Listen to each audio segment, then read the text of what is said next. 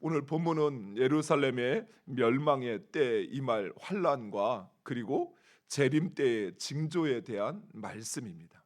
그런데 이 두 가지 말씀이 섞여 있습니다. 즉 예수님은 예루살렘의 멸망을 상징으로 사용하여서 주님이 이 땅에 다시 오는 재림의 때, 곧 심판의 날에 대한 그 징조로 함께 사용하고 있다는 사실입니다. 예루살렘은 BC 19년, 그러니까 예수님께서 이 땅에 오시기 약 20여 년 전에 건축하기 시작했습니다.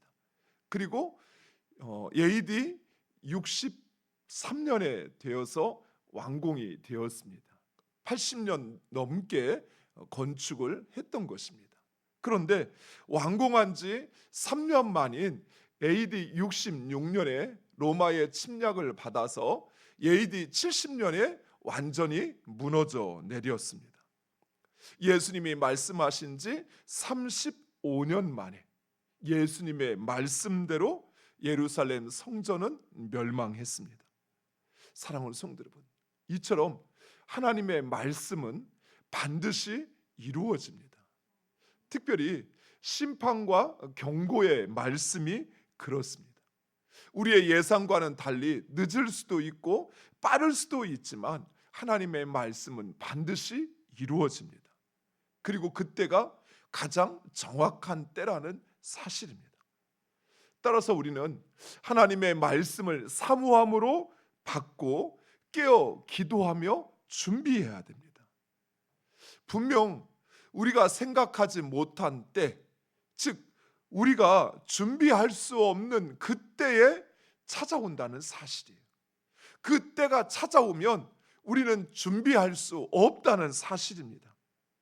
그래서 미리 말씀을 듣고 준비하지 않는 자는 결코 그날을 대비할 수 없습니다. 가끔 스스로 지혜롭다 생각하시는 분들이 그런 이야기를 하시죠. 나 죽을 때 다 되어서 그때 예수 믿을 거야.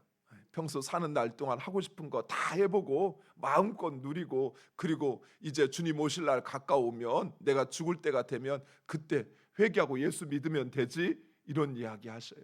그런데 자기의 생각일 뿐이에요. 우리는 결코 개인의 종말도 예수님의 종말도 알지 못한다는 사실입니다. 우리가 아는 것은 다만 인간은 죽는다는 사실이죠. 예수님은 분명히 이 땅에 다시 오신다는 사실이죠. 따라서 그것을 미리 준비하지 않으면 결코 대비할 수 없다는 사실입니다. 이어서 예수님은 예루살렘의 멸망의 때에 겪게 될 환난과 그것을 대비하는 것에 대하여 말씀하고 있습니다. 먼저 예루살렘의 멸망은 회개하기를 거부한 이스라엘에 대한 하나님의 징벌이라는 사실입니다. 사랑하는 성도 여러분, 죄로 인하여 망하는 것 같지만 실상은 회개하지 않아 망하는 것입니다.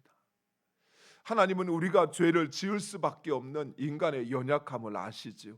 그래서 예수님을 보내신 것입니다.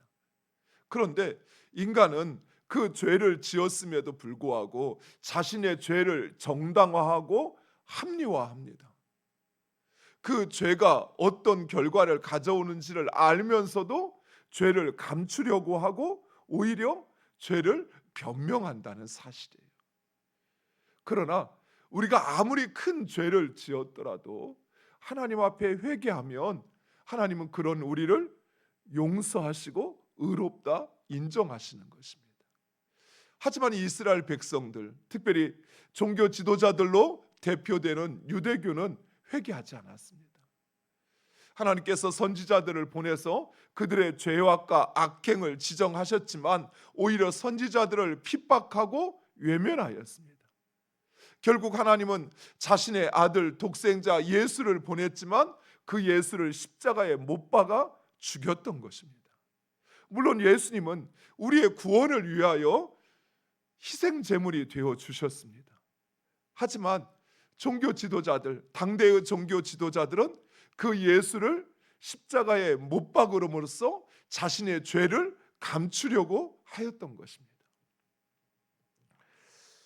종교 지도자들의 외식과 탐욕에 물들었으며 성전을 강도의 소굴로 만들어 버렸습니다. 가난하고 힘없는 이들을 착취하였습니다. 예루살렘의 멸망은 이처럼 부패하고 교만한 자기 백성을 향한 하나님의 심판이었던 것입니다. 즉 로마가 예루살렘을 징벌하지만 그 징벌의 주체는 하나님이셨다는 사실이에요.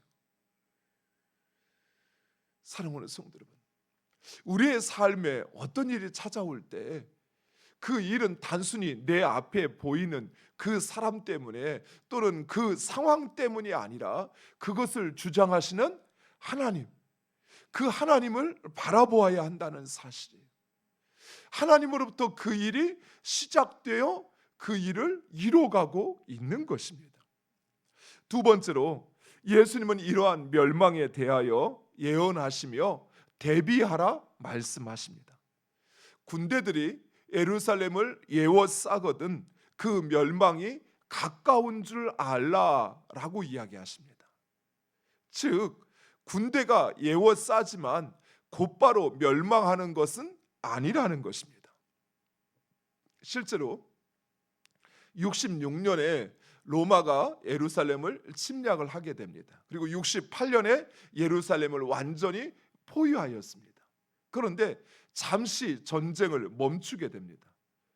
로마의 황제가 서거를 함으로써 이제 전쟁에 임하였던 장군을 로마의 황제로 올리기 위하여 1년 반 동안 전쟁을 멈추게 됩니다. 그런데 이때 예수님의 말씀처럼 사람들은 예루살렘을 떠나 피신한 것이 아니라 오히려 사람들에게 예루살렘은 멸망하지 않을 것이라는 헛된 신념을 심어주었습니다. 그래서 유월절을 맞아 저 멀리 흩어져 있던 디아스포라 유대인들에게도 오히려 예루살렘은 걱정 없다, 멸망하지 않으니까 예루살렘으로 와라 해서 그 흩어져 있던 유대인들이 유월절을 지키기 위하여 예루살렘에 모여들기 시작합니다. 즉 유대인들은 끝까지 예수님의 말씀보다는 자신들의 헛된 신념과 불신에 사로잡혀 멸망을 자초했던 것입니다. 그 결과 역사가인 요세푸스에 의하면 예루살렘이 멸망하였을 때 죽은 유대인의 숫자가 110만 명이 넘는다고 합니다. 당대 예루살렘에 살고 있었던, 예루살렘에 거주했던 유대인들은 그리 많지 않았습니다. 그런데 디아스포라 유대인들이 명절을 지키기 위하여 그 예루살렘으로 모여들었고 그 모여든 예루살렘을 로마군이 포위하고 그리고 그 예루살렘에 있는 모든 유대인들을 멸하였기에 이처럼 수백만의 사람들이 죽음을 당했던 것입니다. 사랑하는 성도 여러분, 성경을 보면 예고 없는 심판은 없습니다. 이유 없는 심판은 없습니다. 하나님은 먼저 우리에게 반드시 경고하십니다. 노아의 홍수 때도 그랬습니다. 소돔과 고모라 때에도 그랬습니다. 이스라엘이 바벨론에 멸망할 때에도 그랬습니다. 또 이처럼 예루살렘이 로마에 멸망할 때도 예수님을 통해서, 선지자들을 통해서 끊임없이 경고하셨습니다. 사랑하는 성도 여러분, 우리는 결코 하나님의 경고를 외면하거나 회개를 미루어서는 안 됩니다. 내 생각에는 내가 조금만 더 이렇게 주님이 원하시진 않지만 이 불의한 길을 가면 내가 성공할 수 있을 것 같고 일이 되어질 것 같고 목표를 달성할 것 같아서 그래서 불의한 길을 가지만, 그러나 하나님 우리에게 말씀을 통해서 경고하셔요. 악인의 꾀에 넘어가서는 안 된다고 경고하셔요. 죄인의 길에서 떠나지 않으면 안 된다고 말씀하셔요. 교만한 자리, 오만한 자리에서 당장 일어서지 않으면 안 된다고 말씀하셔요. 지금 회개하지 않으면 영영 회개할 기회를 잃어버린다 말씀하셔요. 우리가 그 말씀을 듣고 회개하지 않는다면, 우리가 그 말씀을 듣고 깨닫고 주님 앞에 엎드리지 않는다면 우리는 결코 주님의 심판을, 주님의 그 경고를 감당할 수 없다는 사실이에요. 사랑하는 성도 여러분, 하나님의 말씀은 반드시 이루어집니다. 더욱이 우리가 알지 못하는 그때, 우리가 준비할 수 없는 그때에 그 말씀은 이루어집니다. 안 되면 말지, 언젠간 하겠지, 그렇게 여유롭게 생각할 수 있는 것이 아니라는 거예요.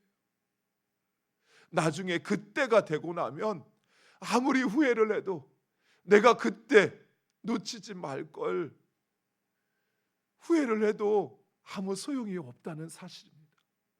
사랑하는 성도 여러분, 지금이 나에게 주어진 마지막 기회일 수 있어요. 지금이 내가 준비할 수 있는 마지막 기회일 수 있어요.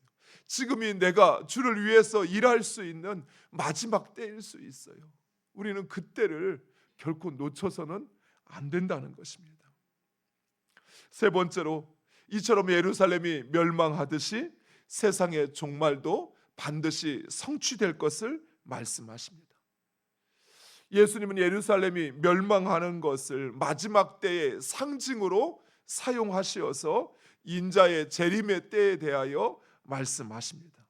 먼저 징조로 1월 성신에 이상한 일이 일어날 것이며 성난 바다와 파도 소리에 민족들이 불안에 떨 것이다 라고 이야기합니다. 그리고 천체가 뒤흔들려 사람들이 무서워 기절할 것이다 라고 이야기합니다.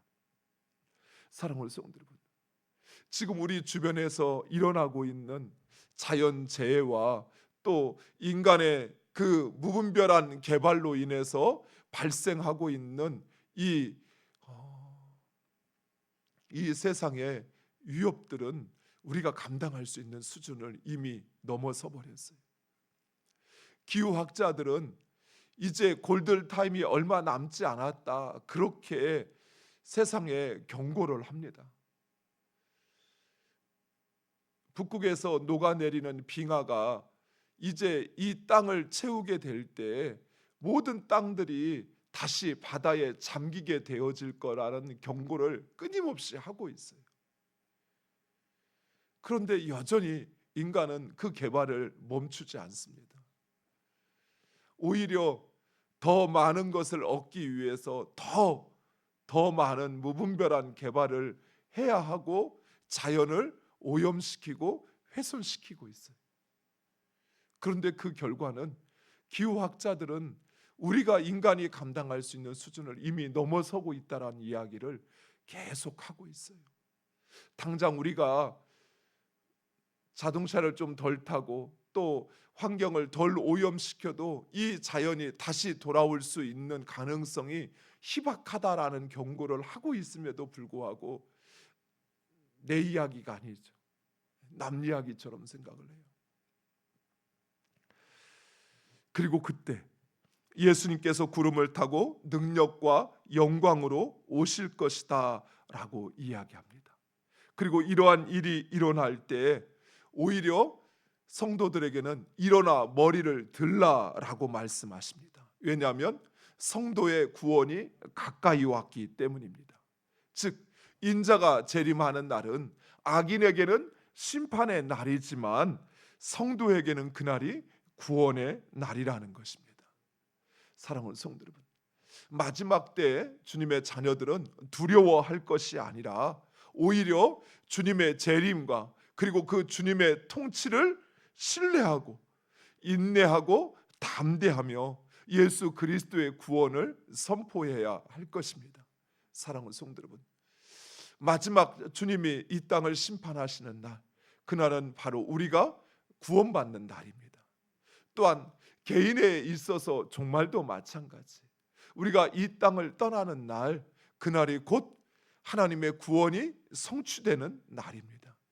그날을 사모함으로 오히려 나의 마지막 때를 준비하고 그리고 주님이 오실 날을 준비하는 것, 그것은 바로 예수 그리스도의 구원을 널리 전하는 것입니다. 그 일에 우리 모두 함께 참여하기를 간절히 축원드립니다. 기도하겠습니다. 아버지 하나님 감사합니다.